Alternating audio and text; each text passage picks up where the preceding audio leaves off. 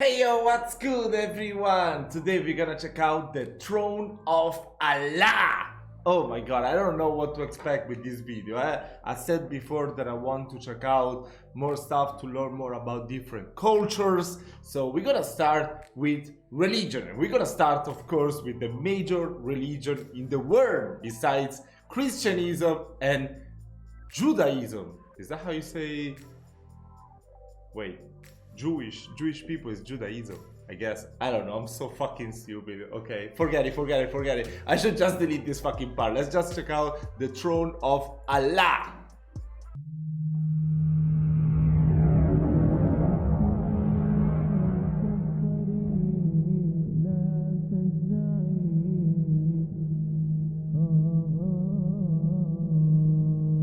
Is that the Quran?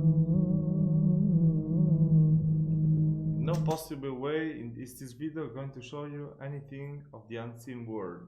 Viewer understanding is very important. Okay.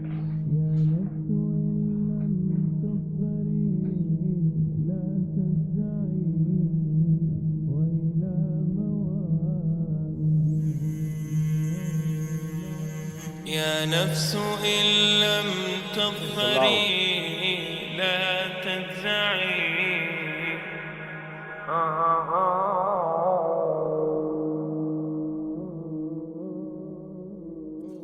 All the praise is for Allah, who is the author of all existence and the most generous to his creation, while he is also the all-compelling.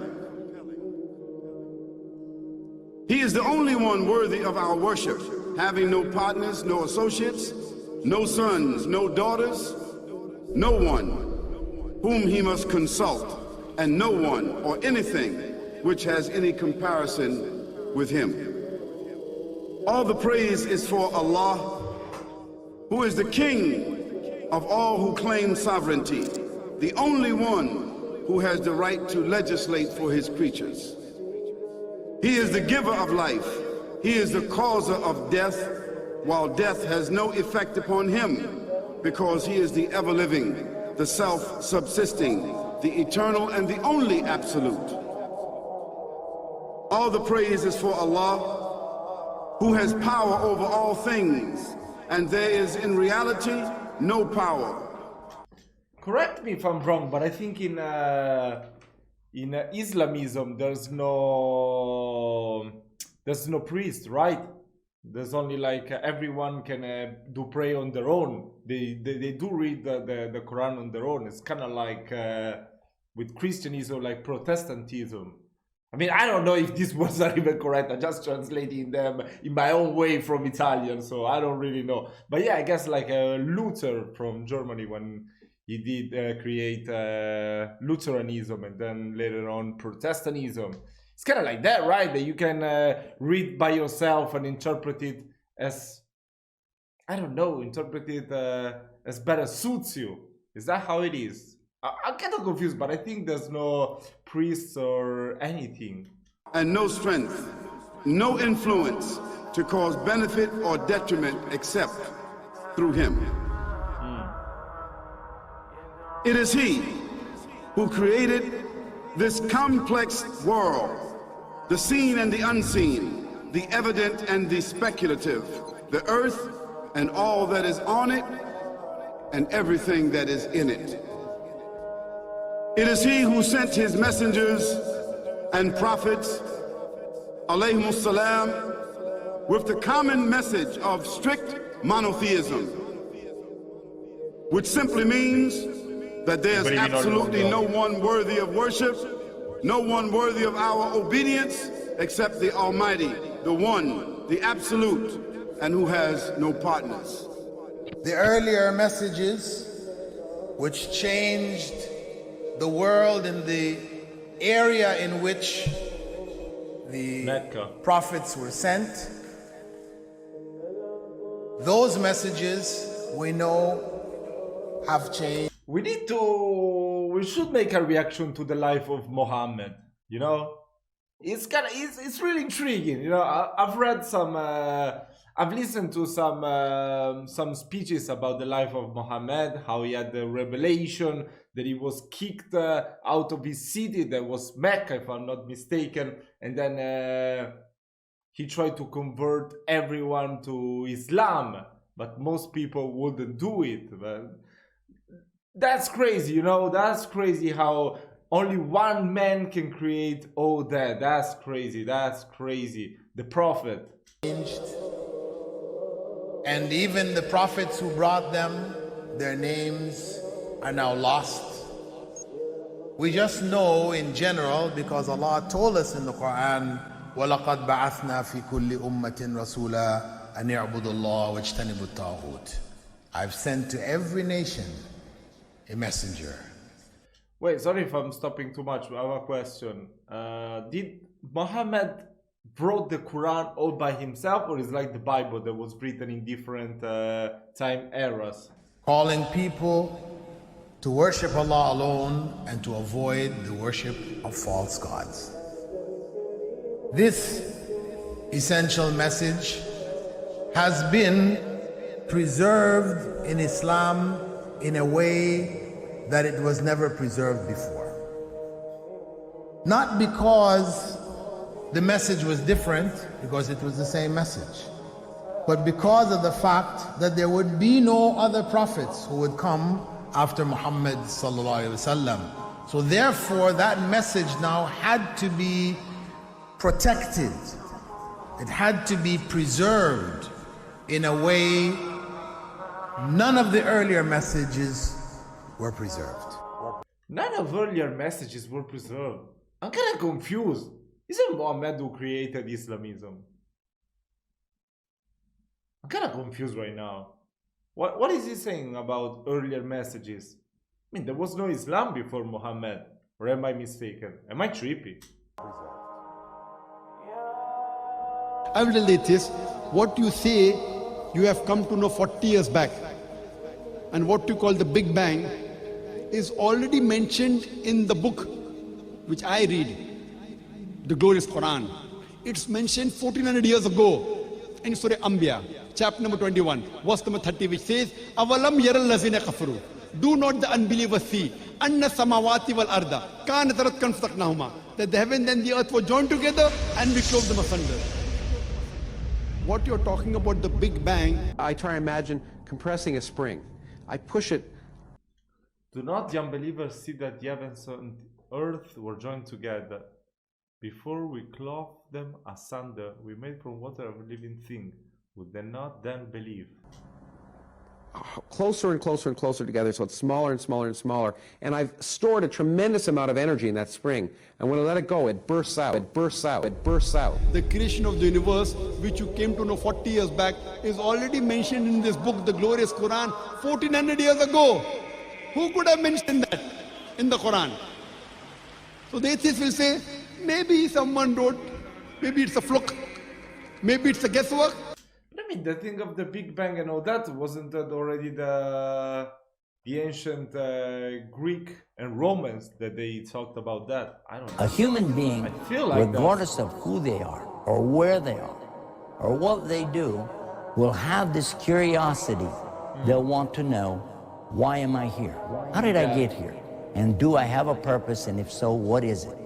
Yeah, that's why the religion is there, you know. We always want to know what our purposes in life is, and that's why I like religion. I mean, I'm not actually really a believer of religions, but I like to learn about all kinds of religions, you know, understanding how people think in different parts of the world. That's pretty crazy, you know. And the cool thing about Islam is that it's so widespread, like in different continents. That's crazy. That's such a cool thing. I like that. The only one who would really be able to answer that question would be the Creator himself. If there is a Creator, it would be up to him to tell us why we were created and what he expects from us and what this life is really about. Allah has shown the people from the time of Adam until right now, has shown the people what he wants from them. And it's a very simple thing. And that is that worship be for him alone without any partners. In fact, we know this life to be a test from Almighty God. That's why we're born, and that's why we die, because there has to be a beginning and an end for us to be tested on. The next life, after this life, no one will ever die again, a bad person or a good person. Both are brought back, and they continue to live in the next life, either in good shape or not so good shape, depending on how they did on the test. The worship of the God of Abraham, that was what was taught by these prophets. The Lord of the Arsh and Kursi. We're talking about the Lord of the worlds. Alhamdulillah Rabbil Alameen. We're talking about the Lord of the entire universe and beyond. The entire universe and beyond. You know, we live in this dunya, and we are fascinated with this dunya which Allah subhanahu wa ta'ala indeed has created in a beautiful manner. We're fascinated. There are over billions of people which live on this dunya at this moment in time. Over 6 billion people that live on the dunya at this moment in time. This dunya of Allah subhanahu wa ta'ala is so big that there is space in this dunya for billions and billions and billions or more people. But what is this dunya in comparison to what Allah subhanahu wa ta'ala has created out there? This dunya is insignificant. This dunya is meaningless to Allah. It means nothing. It is worthless. So worthless, compare it with the sun. The sun is one star. You know more science than me. You'll be able to tell me better. Take this planet Earth and you place it inside the sun, and you will be able to place 1.3 million Earths in the sun. Is this an accurate fact? 1.3 million Earths in the sun. Allahu Akbar. Allah is the greatest. Oh, God is the sun is one star. One star. There are stars out there which are millions of times bigger than the sun. You tell me this, that you need millions and millions of stars to make one galaxy. And then you tell me this, that there are zillions of galaxies out there. Let me tell you on top of this, my friend, after this, whatever you see above, when you raise your head and you look above, whatever you see above, the zillions and zillions and zillions of galaxies, let me tell you, this is everything there is within the first heaven. Everything there is within the first heaven, and Allah is the creator of 7 heavens. Seven heavens.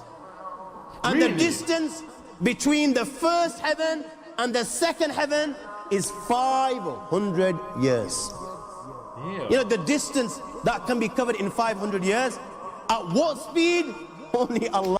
Wait. I do have a question though. Is there some I don't know how to explain, you know, like there is in the Divine Comedy by Dante, there's like a visual representation of heaven, purgatory, hell. Is there something similar for Islam as well, to understand how's the Islamic heaven? And there is even a hell. Let me know. Oh my God, I don't know these things. I gotta read the Quran. Allah knows.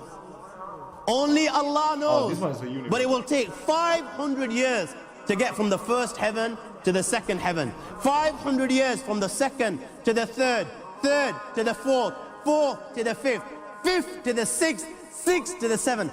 Every time it will take 500 years. After the 7 heavens,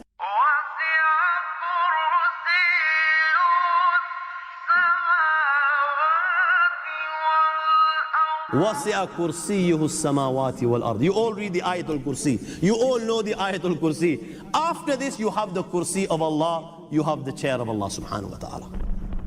You know these 7 heavens that we've just talked about, in comparison to the Kursi of Allah, they're non-existent.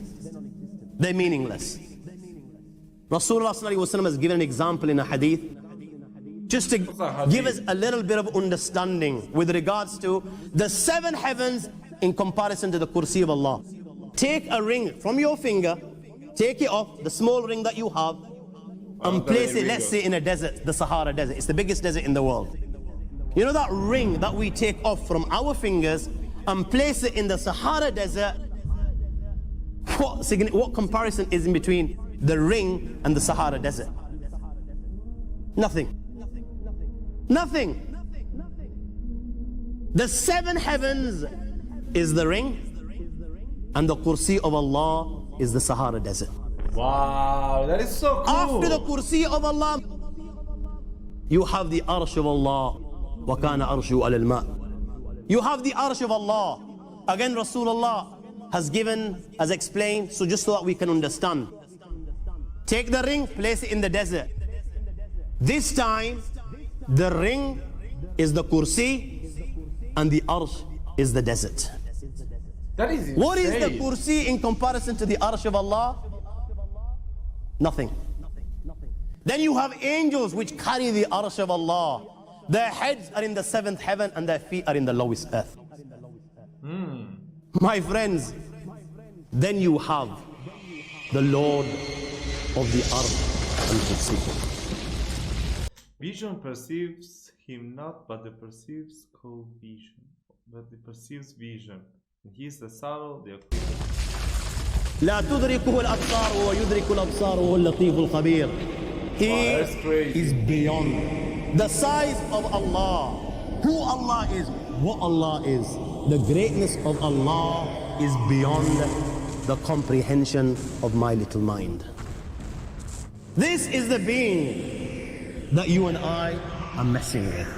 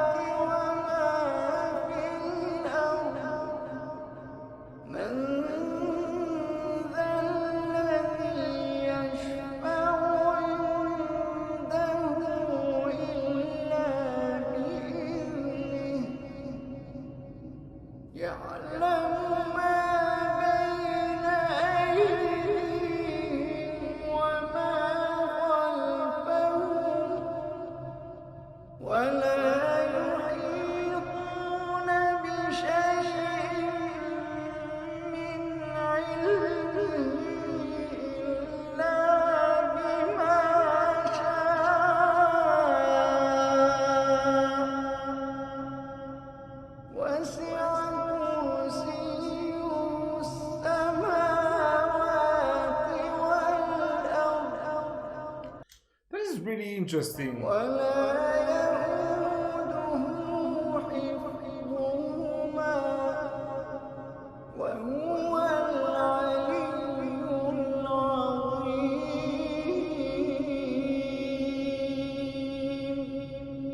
That is really interesting. I didn't know all this kind of stuff. This video was really nice. It was really nice, this video, huh? I really liked it. Yeah, I mean, it's really interesting. I can tell there are some differences between Catholicism and Islamism. Some they are very subtle, but most of them they're huge. Like the stuff that the throne of Allah is above the heavens. I mean, in Catholicism, we are taught to know that St. Petersburg give us the keys to heaven, and then you can meet God, you can be with God in heaven, but Allah is even above God. That's crazy, that's crazy. This was a really interesting video. I have a broader understanding of Islamism right now, of Islam. I don't even know if you say Islamism. Fuck that. But yeah, guys, this video was really interesting. If you want me to check out more videos about Islam, let me know down in the comments and I'm gonna do it as soon as possible. I wish you a lovely day and I will see you next time.